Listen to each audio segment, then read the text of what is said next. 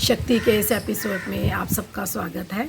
मैं हूं अनुराधा चुग, past life regression therapist. दर्शकों, ये जो हमारा पंचभूतों का शरीर है, जब इसे मृत घोषित कर देते हैं तो ये पंचभूतों में विलीन हो जाता है, मर जाता है। लेकिन अगर नहीं मरती हैं तो हमारी आत्मा और यादें, पिछले कई जन्मों से जो हमने अच्छे और बुरे कर्म किए होते हैं, वो इन यादों के साथ अगले जन्म में ट्रैवल करके किसी ना किसी रूप या रिश्ते में हमारे साथ आकर खड़े हो जाते हैं, जिसकी वजह से हमें कई बीमारियां, कड़वे रिश्ते और अन्य कई तरह की प्रॉब्लम्स हमें फेस करनी पड़ती हैं।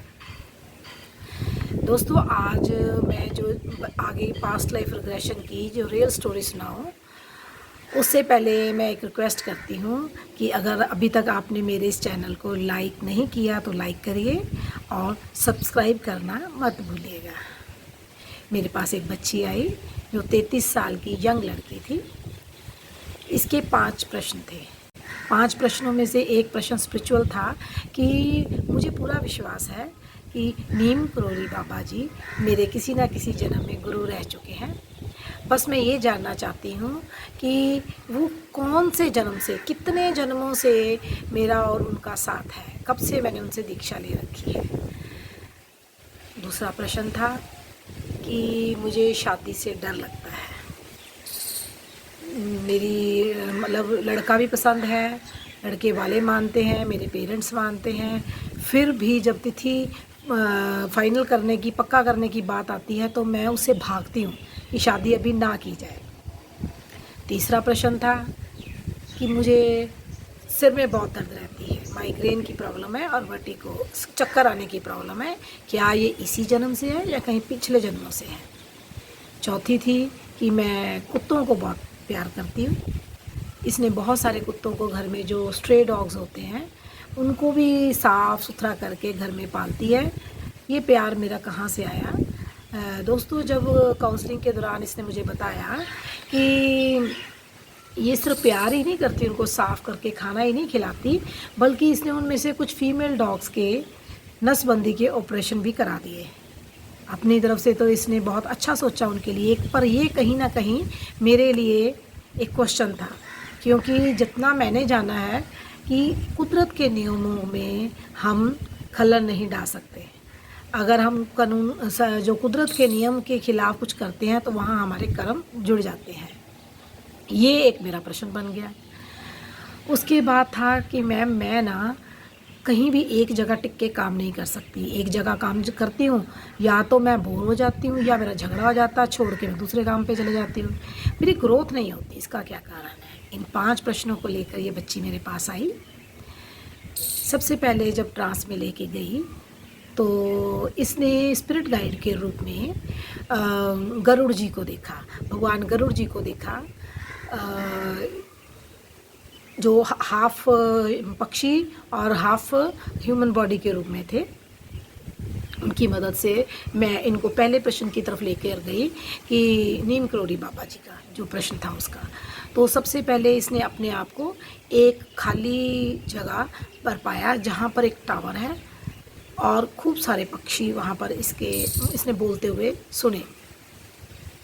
काफ़ी पूछने पर कौन सी जगह है और तुम कौन हो, कुछ नहीं बता पाई। दर्शकों, ये भी एक ख़ास बात है कि इस पूरे सेशन में मैंने 2 बातें ख़ास नोट की। जैसे कईयों को विजुअल्स आते हैं, पूरे वीडियो की तरह दिखाई देता है, लेकिन इस बच्ची को मिक्स था, वीडियो की तरह दिखाई भी देता था, इसको कुछ क्लिपिंग्स दिखाई जाती थी, इसके कानों में आवाज़ भी आती थी, इसको खुद इंट्यूशन, नोइंगनेस फील होती थी कि मुझे ये लग रहा है, उन्होंने मुझे ये कहा है। और एक और दूसरी ख़ास बात थी कि इसके जो 5 प्रश्न थे, उत्तर तो मिले पर टू दी पॉइंट। बस जितना इसके लिए जानना ज़रूरी था, बस इसको उतना ही बताया गया, उतना ही दिखाया गया। जैसे हम बाकियों के लिए पूछते हैं, देखो उस जन्म में वो जो माँ है वो कौन है, देखो इस जन्म में है, साल, प्लेस, ईयर सब बताते हैं, पर नहीं, इसको बस इसके प्रश्नों के उत्तर तक ही यूनिवर्स ने लेके गई इसको। तो इसने देखा कि टावर है, आसपास सुनसान है और वहाँ पर बहुत सारे पक्षी बोल रहे हैं। काफ़ी देर पूछने के बाद जब एकदम से ये रो पड़ी काफ़ी रोई है। और ये रोना जो था एक भावुक था। क्यों? जब मैंने पूछा तुम क्यों रो रही हो, तो एकदम से सामने इसने बताया, क्योंकि इसको क्लिपिंग्स में दिखाई दे रहे थे, दूर इसको पहाड़ों के पास भगवान शिव एक सफ़ेद रूप में इसको दिखाई दे रहे थे, जो बहुत दूर थे। मैंने कहा शिव दिखाई दे रहे हैं, फिर तो खुशी की बात है, तो ये खुशी के आंसू है। तो इसको ऐसे लग रहा था कि उस सीन से कि अभी शिव से मिलना बहुत दूर है, वो बहुत दूर है, वहाँ तक पहुँचना काफ़ी मुश्किल है। इसके बाद भी काफ़ी प्रश्न पूछे, पर ये काफ़ी रो रही थी। तो मैंने फिर इसको ऐसी जगह पर जाने के लिए बोला, ऐसे टाइमलाइन पे जाने के लिए बोला जहाँ पर तुमने कहीं भक्ति कर रखी हो किसी जन्म में, या कोई गुरु हो। तो ये तुरंत एक ऐसी जगह पर पहुंच गई पहाड़ों में जहाँ पर बर्फ़ थी, और इसने अपने आप को नागा साधु के रूप में देखा, बिल्कुल नग्न, और काला शरीर, दाढ़ी, और हाथ में त्रिशूल पकड़ा हुआ था। डंडी की जगह बड़ा सारा त्रिशूल पकड़ के रखा था इसने। तो पर जैसे इसने बताया, इसके बाद ये बहुत ठंड महसूस करने लगी, इसको पूरा शरीर कांप रहा था। मैंने इसको एक शीट दी, ढका इसको, पर नहीं, वो बहुत ज़्यादा ठंड, पूरा कांप रही थी ये। रो लो, खूब रो लो, खूब रो लो। क्यों रो रहे हो बताओ? बहुत अच्छे। क्यों रोना आ रहा है आपको? क्यों रोना आ रहा है? कुछ बर्ड्स बोल रहे हैं आपको, और शिव जी दिखाई दे रहे हैं? क्या कहते हैं शिव जी? कैसे दिख रहे हैं तुम्हें? वाइट कलर के दिख रहे हैं। वाह, बहुत अच्छे, वाइट कलर के दिख रहे हैं तुम्हें, बहुत अच्छे।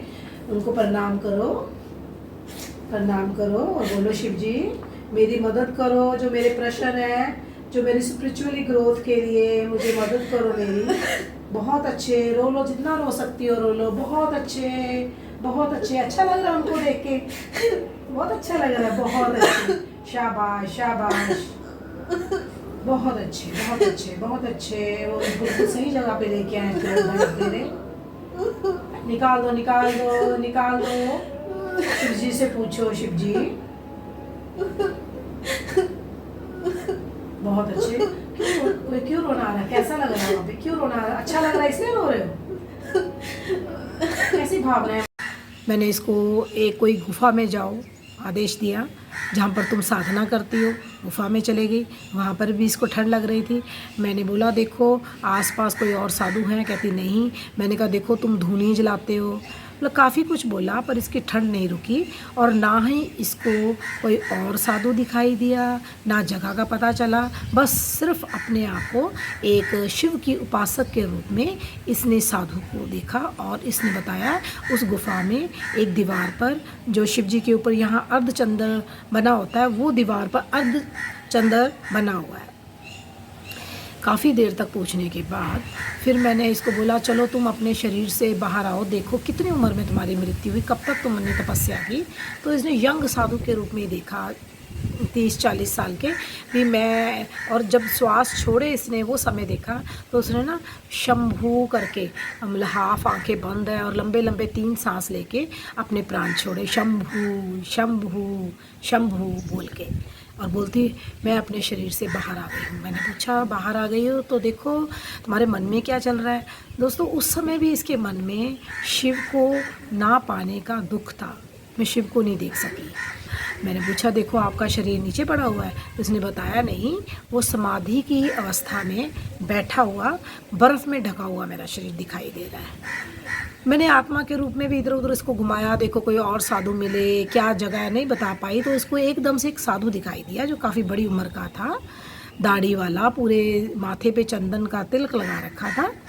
जब मैंने उससे पूछने को बोला पूछो, तो उसने साधु ने कुछ नहीं बताया। ये बोलती, मैंने इसको पहचानने के लिए भी बोला, उसकी आँखों में देखो, जो हमारी थेरेपी का एक तरीका होता है, उससे ये पता चल जाता है कि वो साधु क्या इस जन्म में किसी गुरु रूप में क्या है इसके साथ, या किसी और रूप में है इसके साथ। तो इसने बताया वो साधु, उसको पता चल रहा है कि मैं आत्मा रूप में उसके आसपास हूँ, पर वो मेरे साथ नज़रें नहीं मिला रहा ताकि मैं उसको पहचान ना सकूँ।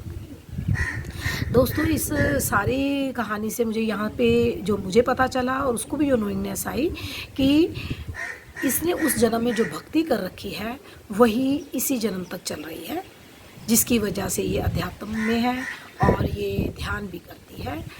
और जब हमें भक्ति की भावना होती है, हम किसी न किसी संस्था के साथ जुड़ना चाहते हैं, शायद उसी भाव से ये नीम करोली बाबा जी के साथ जुड़ी हुई है। इसके दूसरे प्रश्न पे चले कि मेरा शादी करने को दिल क्यों नहीं करता, मैं क्यों भागती हूँ। तो जैसे ही मैंने इसको उसी समय काल में ले जाने के लिए बोला, तो इसने अपने आप को एक झुग्गी में पाया, झोंपड़ी में पाया, जहाँ पर खूब अंधेरा है, और इसने अपने आप को जैसे बंधा होता है ना, वैसा महसूस किया। और फिर इसके नए इमोशंस दिखाई दिए कि ये घबरा रही थी, डर रही थी, और सांस नहीं आ रहा था इसको, ज़ोर ज़ोर से, मतलब भी मेरे को बाहर निकलना है। तो मैंने काफ़ी पूछा और कोई है, कौन है इस अंदर झोंपड़ी के, पर कुछ नहीं बताई, बस ये थोड़ी तकलीफ़ में थी। तो मैंने इसको फिर जैसे हमारी थेरेपी के अकॉर्डिंगली इसको शरीर से बाहर निकाला। तो इसने बताया कि मुझे ऐसा लगा कि मेरे ऊपर कोई भारी चीज़ गिर गई है और मेरा दम घुट रहा है और खूब अंधेरा था। मैंने पूछा तुम्हारे साथ कोई और भी था घर में? कहती अंदर कोई नहीं था, लेकिन मेरे घर के सारे मर चुके हैं आग में जलने की वजह से। मैं अकेली थी और मैं खुद ही सारे काम करती थी। और मैंने पूछा देखो तुम्हारी कभी शादी हुई थी? तो कुछ साल पीछे लेके गई तो इसने बताया हाँ मेरी शादी हुई थी। फिर थोड़ा सा हंसी। मैंने कहा क्यों, क्या बात हुई? कहती मेरा नाम यहाँ तितली है और मेरा पति तो मुझे छोड़कर भाग चुका है। मैंने कहा भाग गया क्यों? कहती क्योंकि वो कहता है कि वो मेरे से बोर हो चुका था। तो हंस पड़ी थोड़ा सा। तो फिर मैंने पूछा क्या स्पिरिट गाइड की मदद से सिर्फ इतनी बात पे भी इसको वो छोड़ के चला गया? क्या यही इमोशंस इसी जन्म तक चल रहे हैं कि इसका शादी से ये भागती है? तो स्पिरिट गाइड ने कुछ और ना बोलते हुए सिर्फ इसको एक लिखा हुआ मैसेज दिखाई दिया, सरेंडर, अपने आप को समर्पण कर दो। समय के साथ बताया गया इसको। मैंने फिर ये समझाया, इसकी हीलिंग भी हम साथ साथ करते हैं कि वो पास्ट था, ये फ्यूचर है। अब नए जन्म में तुम नए सिरे से चलो, उस डर को वहीं फेंक दो, ख़त्म कर दो और सरेंडर करके शादी कर दो। अब तीसरे प्रश्न पे आ गए कि इसको माइग्रेन की बहुत प्रॉब्लम है और चक्कर भी आते हैं इसको काफ़ी। जैसे ही मैं उसी टाइमलाइन में, उसी समय काल में इसको जाने के लिए बोला, तो इसने अपने आप को एक हॉस्पिटल जैसी जगह पे इसने बोला मैं कोई हॉस्पिटल जैसी जगह है जहाँ पर मैं बेड पे लेटी हूँ, ऐसे लग रहा है कोई मेरा जैसे कोई ऑपरेशन चल रहा है और मेरे ऊपर कोई तेज़ रोशनी डाल रहा है। मैंने कहा ऑपरेशन चल रहा है, क्यों, तुझे क्या हुआ है? कहती क्योंकि मैं छत से गिर गया था, क्योंकि 10 साल का लड़का देखा ना, छत से गिर गया था और मेरा सिर बहुत फटा हुआ है। काफ़ी रोई। यहाँ पर ये बहुत तकलीफ़ में महसूस हो रही थी, काफ़ी गर्दन और अपनी बैक को हिला रही थी, जैसे पूरा उस समय जैसे बच्चा पेन में होता है, पूरी पेन को ये फील कर पा रही थी। बाजू इसने बताया कि मेरी पूरी बाजू यहाँ से निकल चुकी है। तो इसको ये रियलाइज़ कराया कि वो पास्ट है, अब तुम फ्यूचर में 2025 में हो। इसकी हीलिंग कराई, ये पेन तुम्हारी अब ख़त्म हो चुकी है। इसको देखो, इसने वो साल 1502 बताया था, देखो 15 से 2 से लेके 2025 आ गया है। इतने जन्मों तक ये दर्द की जो मेमोरी है, याद है, ये लेकर आई हुई है। उसको काफ़ी रिलीज़ कराया। उसके बाद आ गए चौथे जन्म पे, जो ये कुत्तों को बहुत प्यार करती है। उसके लिए इसने अपने आप को एक गांव में 40 साल की एक औरत के रूप में देखा कि मेरे घर में बहुत सारी गऊ हैं, मैं उनकी सेवा कर रही हूँ। मैंने पूछा गऊओं के साथ क्या कुत्ते भी हैं घर में? बोलती नहीं। और फिर ये इसकी आंखों में से फिर आंसू बहने लग गए और बहुत इमोशनल थी और बोलती, मैंने कहा क्या हुआ, क्या दिखाई दे रहा है? तो इसने बताया मुझे बांसुरी की आवाज़ आ रही है और मेरी ये भावना है कि ये सब गौएँ भगवान कृष्ण की हैं।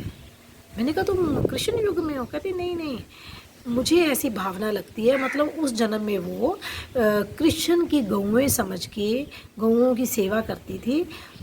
और उसी समय इसको लिखी हुई क्लिपिंग दिखाई दी जिसमें लिखा था आनंद, मतलब इसको गौओं की सेवा करने में आनंद आता है। वो जो भावना थी, वो जो इमोशन था, इसका सेवा भाव, वो इसी जन्म तक चल के आ गया। अब ये शहर में रहती है, यहाँ पर गौओं की सेवा तो नहीं कर सकी, पर वो जो भावना थी जानवरों की सेवा करने की, इसने कुत्तों के रूप में की। पर जैसे मैंने शुरू में बताया कि इसने मुझे काउंसलिंग के दौरान बताया कि उनसे इतना प्यार करती है कि ये जगह जगह घूमते हैं, तो इसने उनकी जो फीमेल डॉग्स हैं उनका नसबंदी का ऑपरेशन करवा दिया।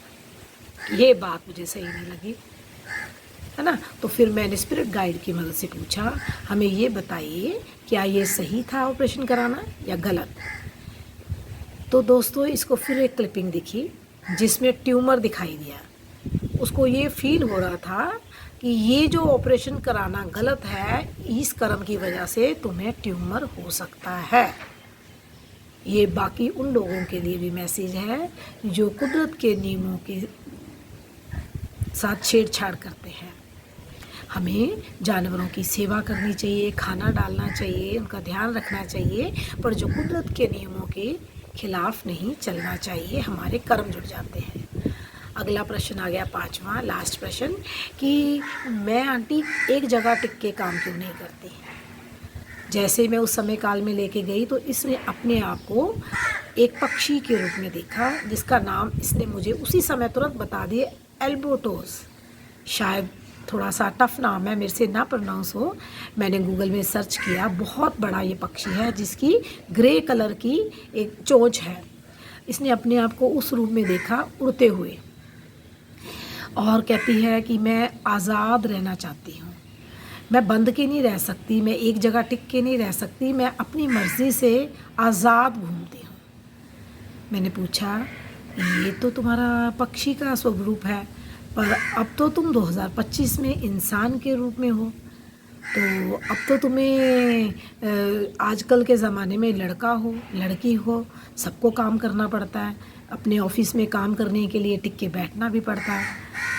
तो फिर स्पिरिट गाइड की जब मदद ली, उन्होंने इसको बताया, इसको एकदम क्लिपिंग दिखाई दी जिसमें ऐसे 2 हाथ बने थे और बीच में पृथ्वी बनी थी, और इसको ये फीलिंग आ रही थी, नोइंगनेस आ रही थी कि इसको अपने हाथों से लोगों को हील करना है। कुछ देर और पूछने के बाद कैसे हील करना है हाथों से, कुछ और प्रश्न पूछे तो इसने बताया अब मुझे उन हाथों के बीच पृथ्वी और पृथ्वी के ऊपर एक गोल्डन कलर का बर्ड दिखाई दे रहा है, उसमें से विंडो दिखाई दे रही है जिसमें लाइट आ रही है, और मुझे ये पता चल रहा है कि मुझे हाथों से प्रकाश के द्वारा, लाइट के द्वारा लोगों को हील करना है। मैंने काफ़ी पूछा कि पूछिए स्पिरिट गाइड से कि कौन सी मोडेलिटी सीखनी है मुझे। आजकल बहुत सारी हीलिंग मोडेलिटीज़ हैं, रेकी है, पास्ट लाइफ है और कई सारी है, तो कौन सी सीखनी है तुझे, किसके द्वारा लोगों को ठीक करना है। काफ़ी पूछने के बाद फिर इसे लिखा हुआ बड़े बड़े अक्षरों में 6 नंबर 6 दिखाई दिया। 6 नंबर जो शुक्र का नंबर है, तो इसकी एज भी इस टाइम 336 हो गया है ना। तो 6 नंबर इसको डिकोड करना पड़ेगा, पर जितनी मेरी जानकारी है 6 नंबर शुक्र का है। शुक्र के जो लोग होते हैं बड़े आकर्षित वैभव वाले होते हैं और ये लोगों की मदद करते हैं, लोगों के लिए हमेशा, लोगों को अट्रैक्ट भी करते हैं और लोगों की हेल्प के लिए हमेशा हाजिर रहते हैं। तो मुझे लगा कि इस बच्ची को अपनी हीलिंग मोडेलिटी से लोगों को हील करना है। अभी तो क्यों नहीं टिक पाई यहाँ से ये पता चला क्योंकि ये इसका शायद लाइफ पर्पस नहीं था। दोस्तों इस तरह से हमें पास्ट लाइफ के द्वारा अपना पर्पस भी पता चलता है। मेरे को पूरी आशा है कि ये बच्ची अपना अब जो आगे आने वाला समय है हीलिंग में लगाएगी और अपने आप को अच्छी तरह से अपनी ज़िंदगी को सफल बनाएगी। कुछ दिनों बाद दोस्तों मैंने इस बच्ची को फ़ोन करके पूछा था, बल्कि उसका मुझे मैसेज भी आया था बाद में कि आंटी मैंने अपने सिर दर्द को काफ़ी वॉच कर रही हूँ। सिर्फ एक दिन मेरे सिर दर्द हुआ है, जो माइग्रेन की प्रॉब्लम थी उसको, पर वो अभी उतनी ज़्यादा नहीं हुई, काफ़ी कम हुई है। वो भी शायद मेरा किसी अपनी ही गलती की वजह से मेरे सिर में दर्द हुआ। मैं इसको नोटिस कर रही हूँ क्योंकि पहले तो मुझे बहुत भयानक दर्द होती थी। अगर मुझे फिर भी थोड़ा और दर्द हुआ तो मैं आपके पास आकर फिर थेरेपी करवाऊंगी दोस्तों, क्योंकि ऐसी बीमारियों में कई बार एक सेशन में नहीं 2-3 सेशन लेने पड़ सकते हैं। अगर आपको मेरी ये रियल पास्ट लाइफ स्टोरी अच्छी लगी हो तो प्लीज़ लाइक जो करिए, सब्सक्राइब करना मत भूलिएगा। और अगर ऐसी ही किसी प्रॉब्लम में आपके आसपास कुछ लोग पीड़ित हों तो ये वीडियो उनके साथ शेयर कीजिएगा, ताकि वो भी इस थेरेपी का लाभ उठा सकें। आपका भी भला होगा और उनका भी भला होगा। नमस्कार।